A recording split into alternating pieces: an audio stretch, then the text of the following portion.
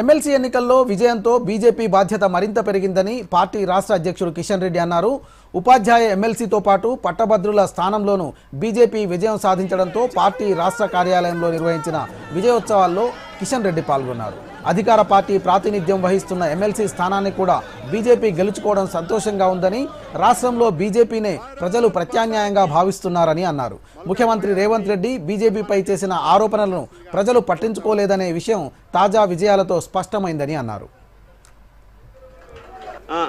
అంజిరెడ్డి గారికి దీపక్ గారు వేదికపైకి రండి. దీపక్ గారు వేదికపైకి రండి. ఇప్పుడు జరిగినటువంటి 3 స్థానాల్లో కూడా మరి 2 స్థానాలు కీలకమైనటువంటి స్థానాలు. పట్టభద్రుల నియోజకవర్గం నుంచి కాంగ్రెస్ పార్టీ యొక్క స్థానం అది గతంలో. ఆ స్థానాన్ని కూడా ఈరోజు బీజేపీకి అందించి ఈ రాష్ట్రంలో భారతీయ జనతా పార్టీ రావాలి, ఈ రాష్ట్రంలో తెలంగాణ ప్రజల ఆకాంక్షలు నెరవేర్చేటువంటి శక్తి నరేంద్ర మోడీ గారి నాయకత్వంలో భారతీయ జనతా పార్టీకే ఉంది.